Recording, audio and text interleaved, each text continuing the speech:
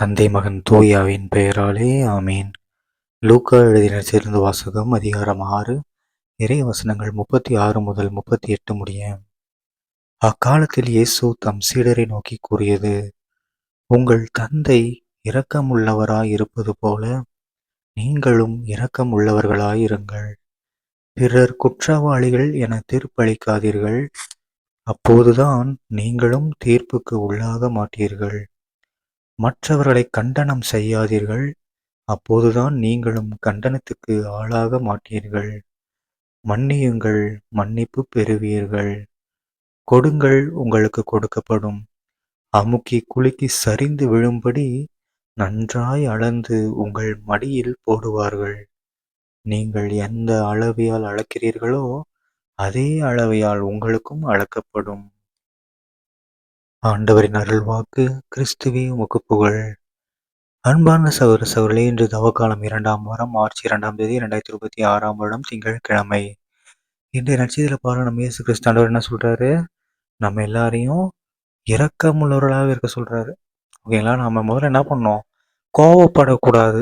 ஓகேங்களா. கோவப்படாமல் இருக்கணும், மன்னிக்கணும்.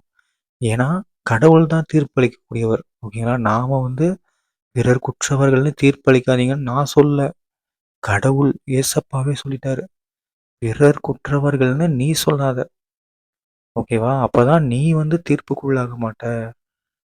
புரியுதுங்களா. ஸோ நம்ம என்ன பண்ணக்கூடாது, மற்றவர்களை நம்ம தீர்ப்பளிக்க கூடாது. ஏன்னா அது ஒருவேளை தப்பான தீர்ப்பாக கூட இருக்கலாம். ஓகேங்களா. அவங்களுடைய பல வகையான ஆங்கிளில் நம்ம பார்க்கும்போது அது ஒருவேளை நல்லதாக கூட இருந்திருக்கலாம். ஓகேங்களா. ஸோ நம்ம யாரையும் தீர்ப்பளிக்கவே கூடாது. அதுதான் நம்ம கடவுளும் நம்ம விரும்புகிறாரு. நம்ம இரக்கமுள்ளவர்களாக இருப்போம். ஓகேங்களா. அது மட்டும் இல்லாமல் ஏசப்பா இன்னொன்று என்ன சொல்கிறார், சூப்பரான ஒரு விஷயம் என்னது, நீங்கள் மற்றவர்களுக்கு கொடுத்து உதவி செஞ்சீங்கன்னா உங்களுக்கும் அது கொடுக்கப்படும். அதுவும் பாருங்க, எப்படி நீ எந்த அளவையால் அளக்கிறியோ அதே அளவையால் கொடுக்கப்படும். ஓகேங்களா. நீங்கள் எப்படி பார்த்து உதவி செய்கிறீங்களோ அதே மாதிரி உங்களுக்கும் உதவி செய்யப்படும். ஓகேங்களா. அதே மாதிரி ஏசப்பா இன்னொன்று என்னது முக்கியமான விஷயம் என்னது, இது நம்ம எல்லாருக்கும் தேவையான விஷயம். அது இருந்தால் தான் நாம் மோட்சத்துக்கு போக முடியும், இல்லைன்னா நரகத்துக்கு தான் போகணும். என்னது, மன்னிப்பு.